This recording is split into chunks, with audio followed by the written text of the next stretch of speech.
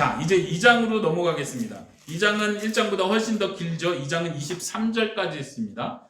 2장 2절을 보십시오. 너희 어머니와 논쟁하고 논쟁하라. 그는 내 아내가 아니요 나는 그의 남편이 아니라 그가 그의 얼굴에서 음란을 제거하고 그 유방 사이에서 음행을 제거하게 하라. 2장 전체 내용은 어떤 내용이냐면요. 하나님께서 하시는 말씀이에요. 여기서 말하는 내라는 표현은요. 하나님 자신을 가리킵니다. 하나님의 자신의 말씀을 호세아 선지자가 지금 전달하는 내용인 거죠. 그런데 말하기를 너희 어머니와 논쟁하라고 얘기합니다. 이 논쟁하라는 말은 고소해라, 고발해라 이런 말입니다. 지금 어머니는 어떤 사람으로 표현됩니까? 음란한 어머니, 음란한 여자로 표현이 되고 있습니다. 그러니까 이 음란한 여자, 다시 말하면 남편을 버리고 간음을 행한 이 여자를 고소하라는 내용이 2장 전체의 내용입니다. 호세아서 1장에서 호세아가 음란한 여자를 취했던 것을 우리가 봤습니다. 이것은 하나님의 마음, 하나님께서 이스라엘을 어떻게 생각하는지를 보여주기 위해서 그 행동을 하게 했었죠. 2장에서는 하나님이 이제는 남편의 입장이 돼서 이스라엘이 어떤 죄를 지는지, 어떻게 음란한 죄를 짓고 있는지를 고발하고 드러내는 내용을 다루고 있습니다. 한번 그 내용이 잘 이해가 되시는지 보십시오. 너희 어머니와 논쟁하라고 합니다. 그럼 대상은 누굽니까? 이스라엘 백성인데 여기서 이스라엘 백성은 그 음란한 엄마의 자식들로 표현되고 있어요. 아까 1장에서 봤을 때 음란한 여자, 음란한 자식 이렇게 표현됐죠. 여기서도 그 표현이 똑같이 나옵니다. 2장 4절에서도 보면 내가 그 여자의 자녀를 긍휼히 여기지 아니할 것인데 이는 그들이 음란한 자식들임이라. 여기서 그 음란한 여자의 자녀들까지도 고소하는 내용이 나옵니다. 그러니까 처음 2장 2절은 그 음란한 자녀들에게 너희 어머니를 고발해라. 너희 어머니는 벌을 받아야 마땅한 여자다. 그러면서 하나님은 너희들도 똑같이 음란한 자녀에 속한다. 너희들도 똑같이 벌을 받아야 되는 입장이라는 걸 보여주고 계십니다. 3절 보십시오. 그렇지 않으면 그 엄마를 고발하고 고소해라. 그렇지 않으면 내가 그를 벌거벗겨서 그 나던 날과 같게 할 것이요. 여기서 지금 3절에서 그라는 표현이 계속 나오고 있습니다. 그라는 표현은 여자를 가리키는 표현이에요. 다시 말하면 번역을 하면 그녀를 벌거벗겨서 이렇게 되는 거죠. 그녀가 나던 날과 같게 할 것이고 그녀로 광야같이 되게 하고 마른 땅같이 되게 하여 목말라 죽게 할 것이다. 하나님께서 심판하실 거라는 얘기를 합니다. 너희 어머니를 고발해서 그 음행을 멈추게 해야 된다는 얘기를 하고 있는 것입니다. 하나님이 남편이 돼서 그 음행을 계속하는 그 여자를 그대로 둬서는 안 된다고 말하고 있는 겁니다. 고발을 하고 정신 차리게 하고 그것을 버리고 돌아오게 하기 위해서 고발하라는 말을 하는 거예요. 만약 그렇지 않으면 그것이 실행되지 않고 이 음란한 여자가 돌아오지 않는다면 하나님께서 직접 심판하시겠다고 말합니다. 여기서는 지금 하나님께서 남편이 되시면서 또 한편 3절에서는 하나님은 심판자로서 또 말씀을 하고 계신 거예요. 그래서 그녀가 돌아오지 않는다면 그녀를 벌겨벗기고 광야같이 되게 하고 마른 땅과 같이 되게 할 것이다 라고 말합니다. 여기서 표현이 약간 좀 어려운 면이 있습니다. 뭐냐면 여자를 벌겨벗긴다는 말은 뭔지 알겠습니다. 음란을 행한 여자니까 수치를 주기 위해서 공개적으로 수치를 주는 어떤 그 당시의 벌을 의미하나 보다 생각할 수 있는데 여기서 더 중요한 표현은 광야 같게 하고 마른 땅 같게 하겠다는 말입니다. 여자를 땅같이, 마른 땅같이, 여자를 사막같이 만든다. 이건 어떤 의미일까요? 지금 하나님께서는 이중적인 의미를 사용하고 계십니다.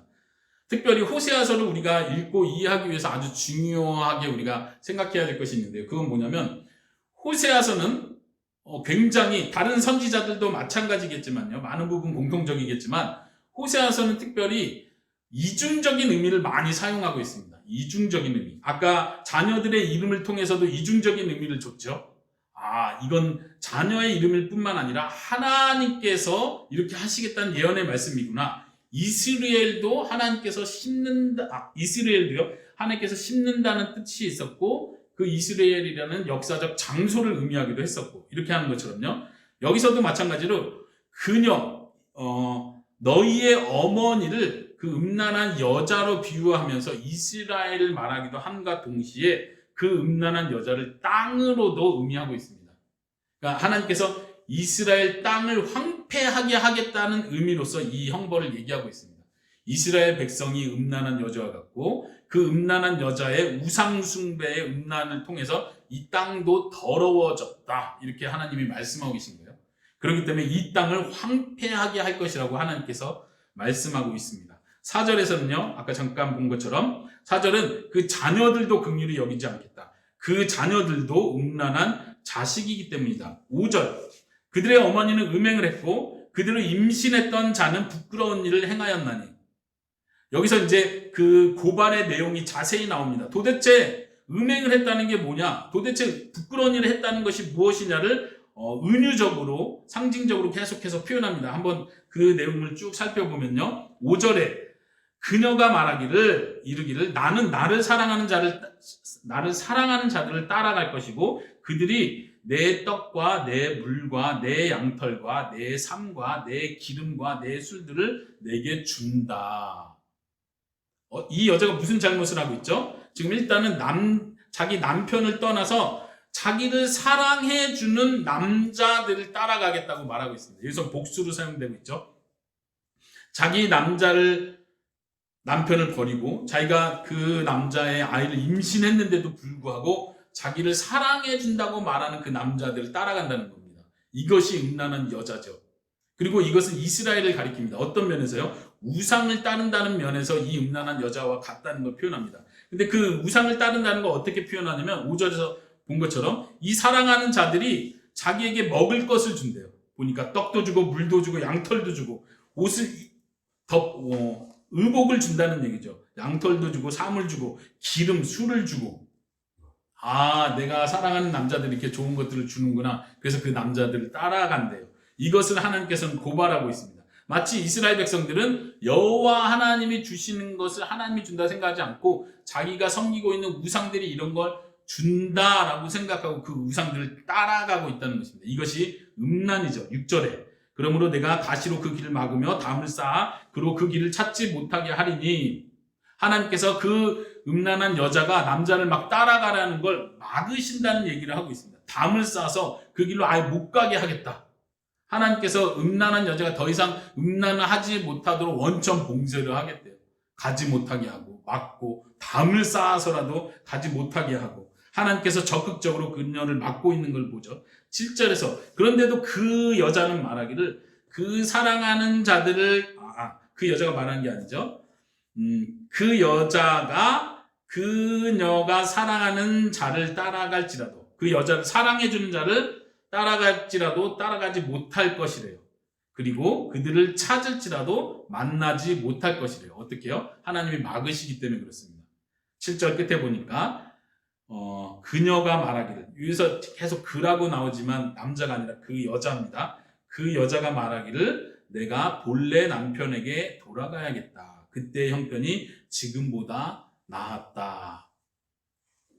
지금 이 여자는 마치 가출해 있는 여자와 같습니다. 본래는 남편이 먹을 것과 입을 것을 모든 것을 책임져 주는 게 법정 남편의 최소한의 의무입니다.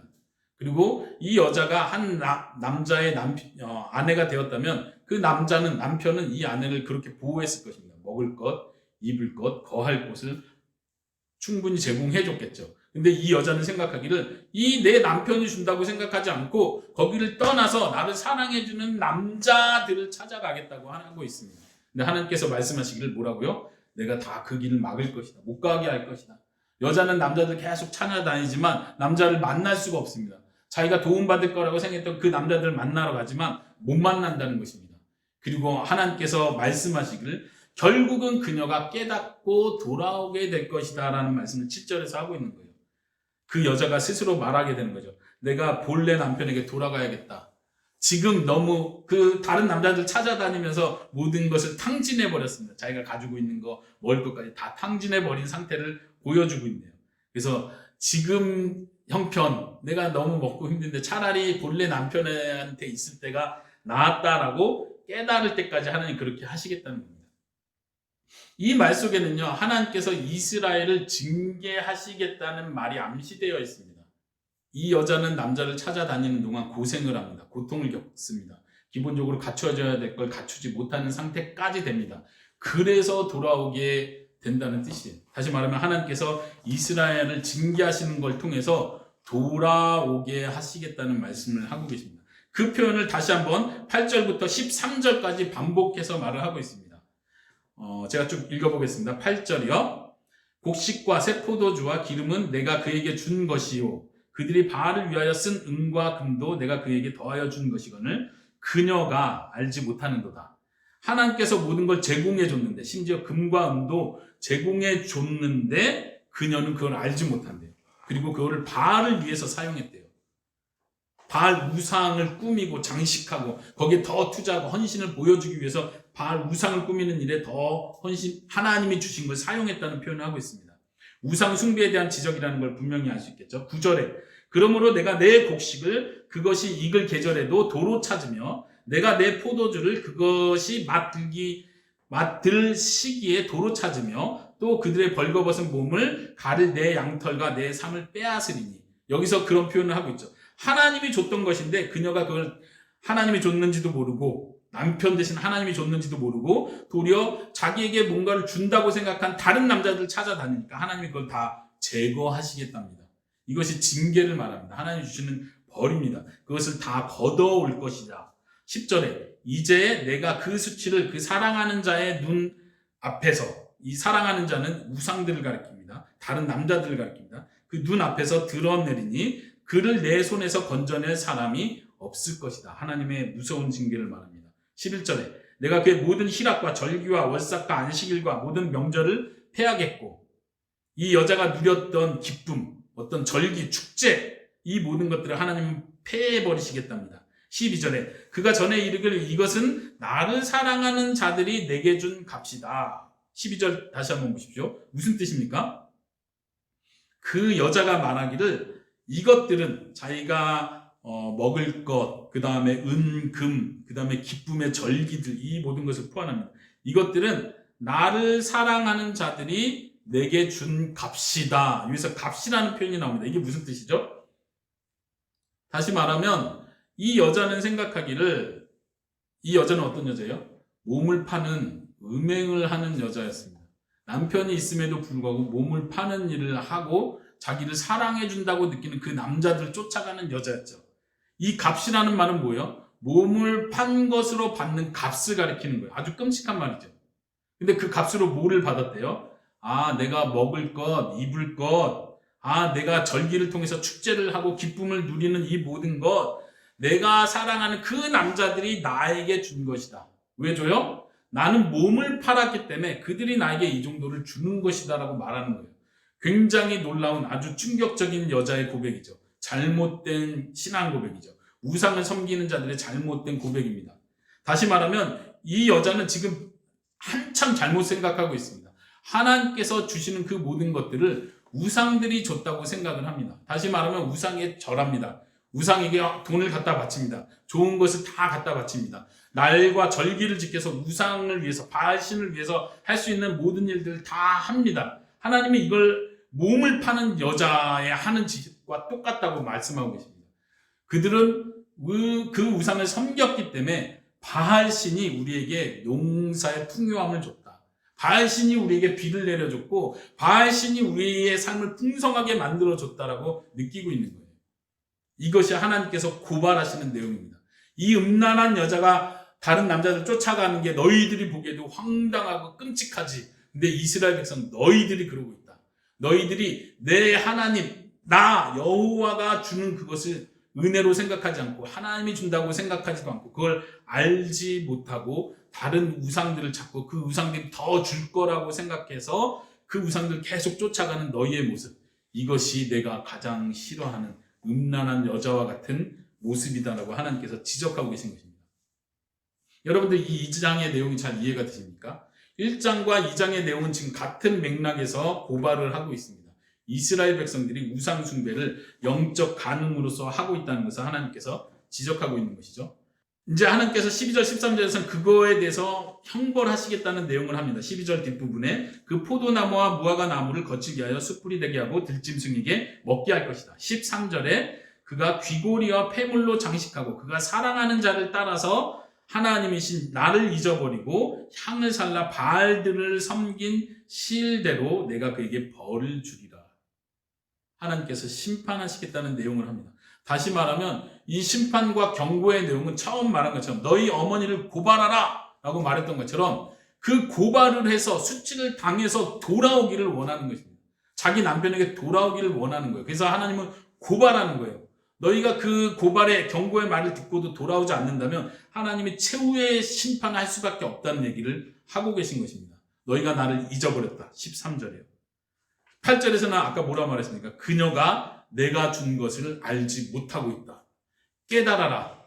하나님이 준 것을, 나 여호와가 준 것을 깨달아라. 알아야 한다. 잊어버리지 마라. 나에게 돌아와라. 라고 하나님은 말씀하고 계신 것입니다.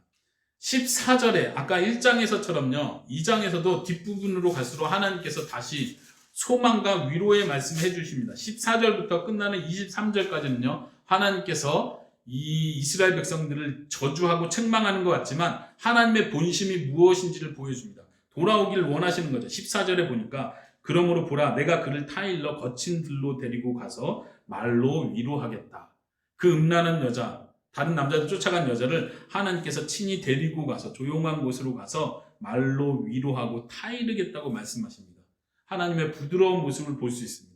하나님의 본래의 마음이 무엇인지를 볼 수 있는 부분입니다. 고발하는 것 같고 책망하는 것 같지만 하나님의 마음은 그가 돌아오기를 원하고 있습니다. 그를 타이르려고 합니다. 이 여자가 듣는다면 그것이 얼마나 복된 건지, 나와 같이 아름다운 가정을 이룬다면 그것이 얼마나 복된 건지를 하나님은 말씀해 주시려고 하는 것입니다. 그 여자가 깨우침을 받기를 원하고 있는 것입니다. 15절에 거기서 비로소 그의 포도원을 그에게 주고 아골골짜기로 소망의 문을 삼아 줄 것이다. 거기서 응답하기를 어렸을 때와 애굽 땅에서 올라오던 날과 같이 하리라. 누가요? 이스라엘 백성이. 이스라엘 백성이 처음 애굽 땅에서 나올 때, 출애굽할 때 이스라엘 백성들의 모습이 어땠습니까? 하나님을 찬양했습니다. 홍해바다를 건널 때 어땠습니까? 하나님을 찬양했습니다. 여호와께서 우리의 용사가 되으셨다. 우리를 책임지신다. 우리 앞에서 행하시는 분이다 하고 그들의 마음속에 가슴 벅찬 마음이 있었죠. 하나님께 다 순종하고 싶은 마음이 있었겠죠. 하나님은 그때를 생각하게 하십니다. 그리고 너희가 그때처럼 애굽에서 나올 때처럼 나에게 돌아올 것이다. 나를 사랑하게 될 것이다. 어떻게 그게 가능합니까? 하나님 말씀하기를 내가 타이를 것이다. 내가 사랑해 줄 것이다. 그녀에게 가까이 가서 그녀가 깨달을 수 있도록 내가 설득할 것이다 라고 하나님이 말씀하고 계십니다.